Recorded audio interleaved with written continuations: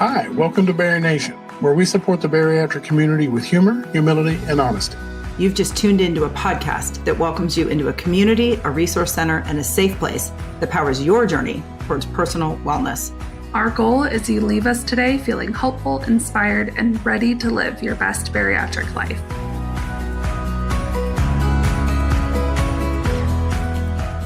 Well, hello, Bari Nation. Welcome back to the show.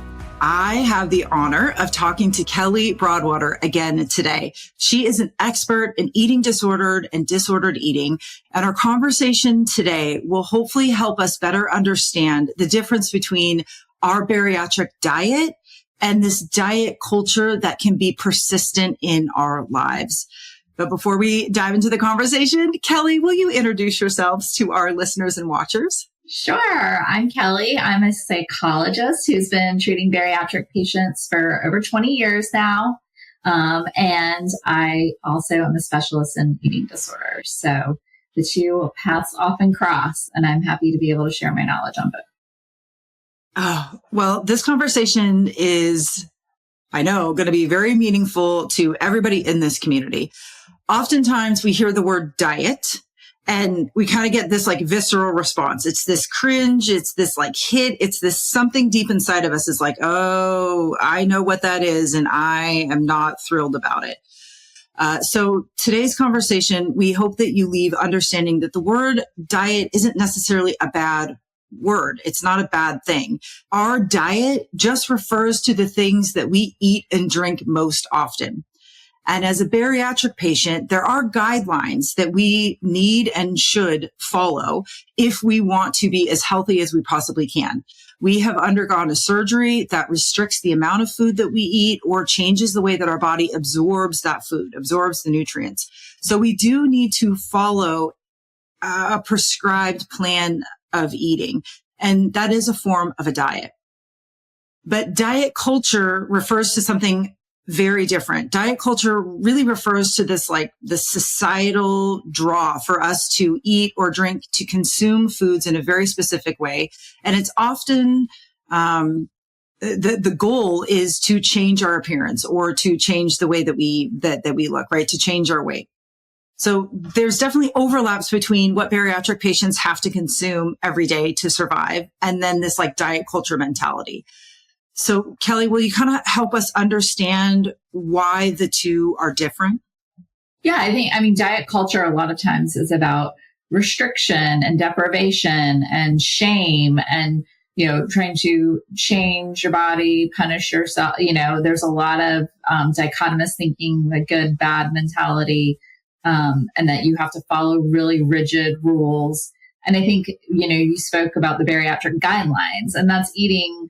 You do have to be mindful of, we call it the 3 Ps, product, preparation, and portion in our book, because you have to think about the quality of what you're having and making sure it aligns with the bariatric guidelines.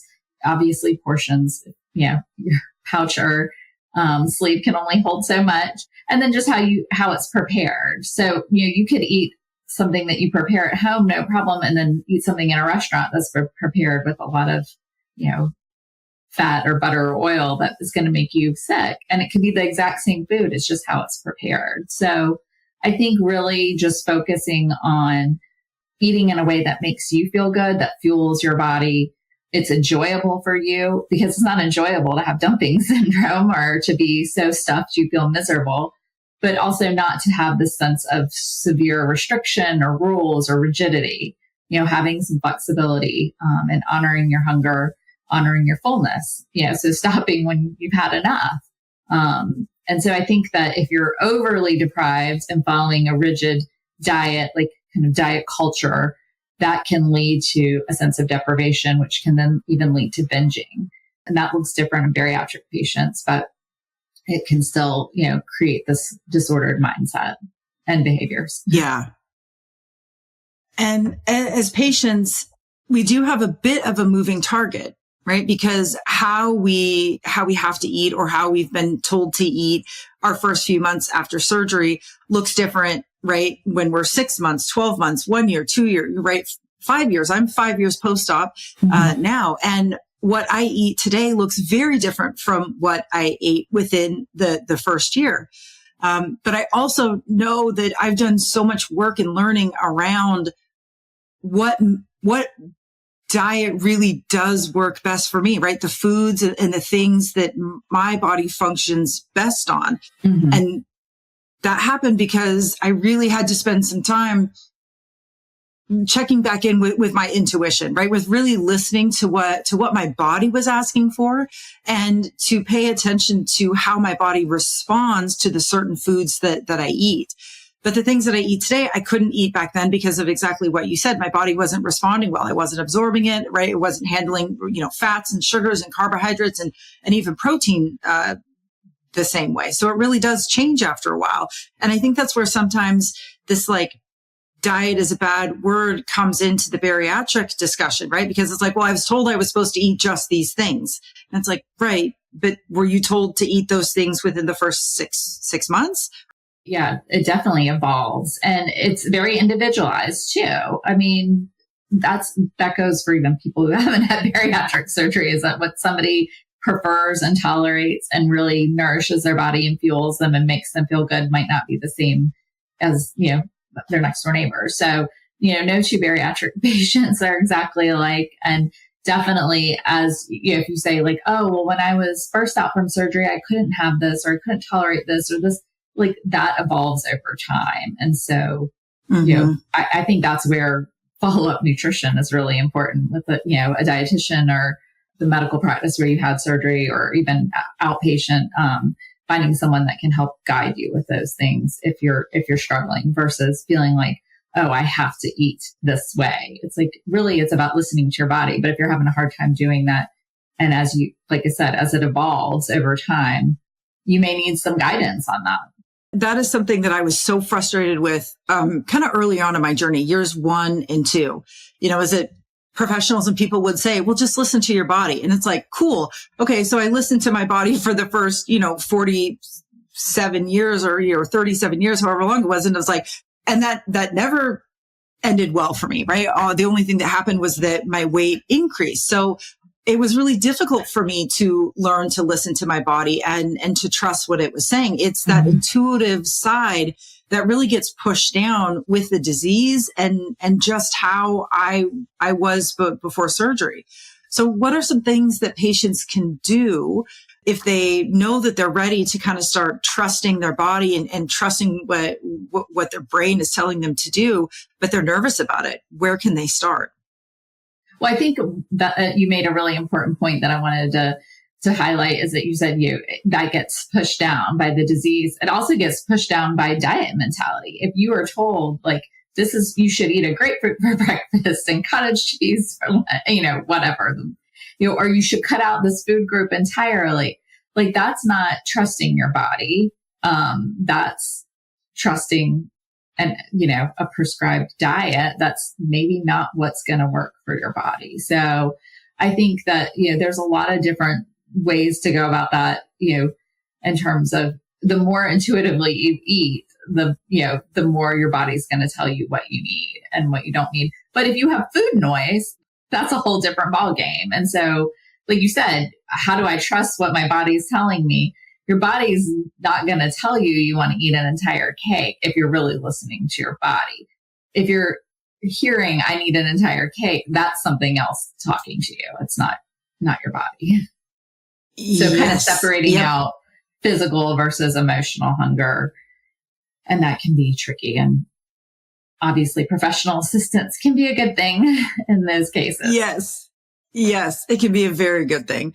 I know that I've worked with 2 counselors that really helped me understand the difference between what I was being told up here versus what my, I always point to my stomach, but what my body was telling me. Mm-hmm. And there is a disconnect there for many patients and for myself included. And when you throw in that food noise, which I absolutely have on top of that, it can be very confusing. It can be very loud and very jumbled.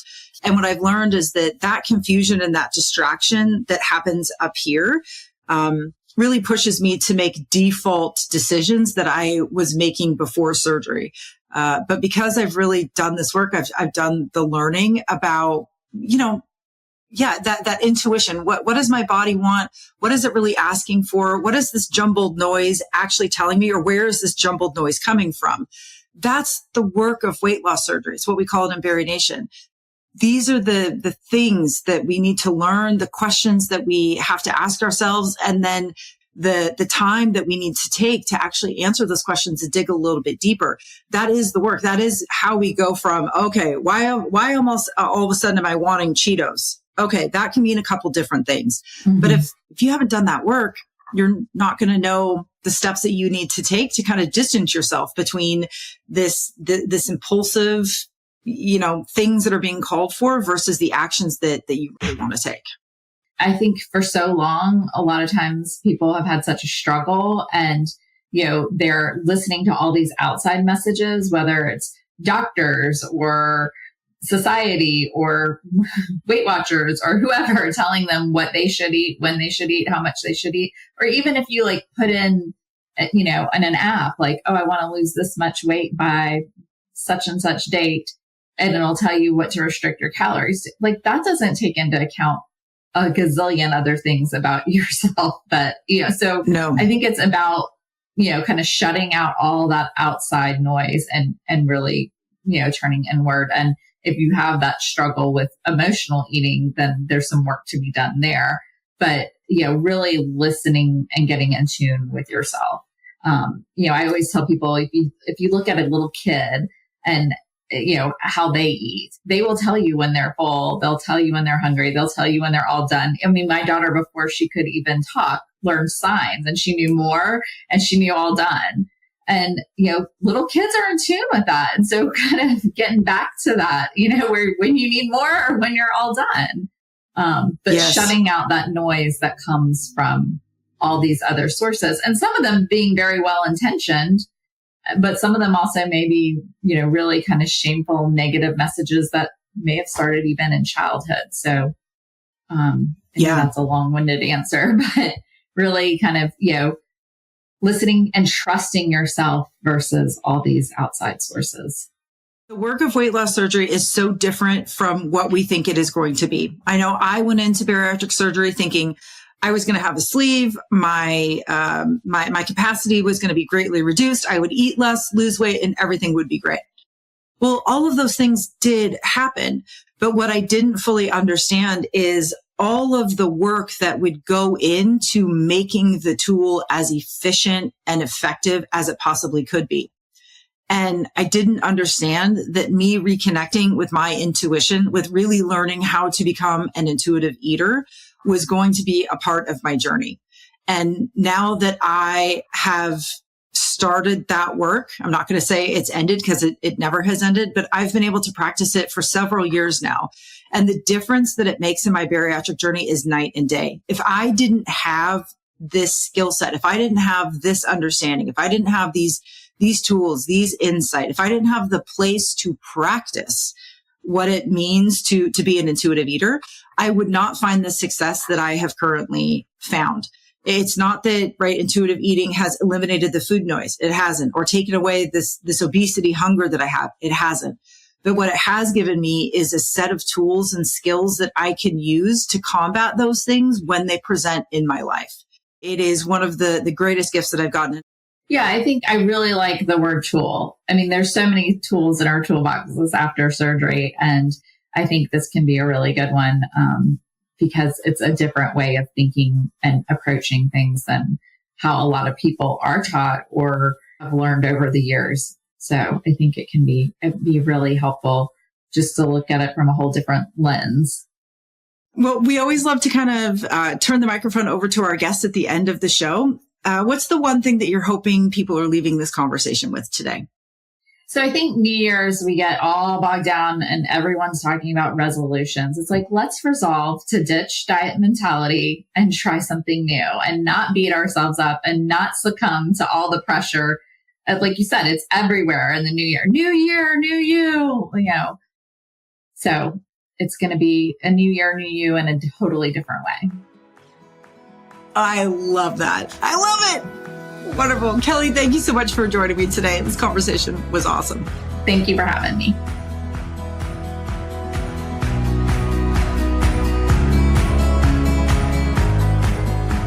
That wraps up another empowering episode of the Bari Nation podcast. If you enjoyed today's episode, keep the conversation going by joining the Bari Nation membership community, where you can attend live support events, access on-demand resources, and find a caring community. Join us at barination.mn.co. If you found this podcast valuable, help us produce it by becoming a $5 monthly supporter at barinationpodcast.com. And just remember, at the end of the day, you've got this, we've got you, and we'll see you next time. Bye, everybody.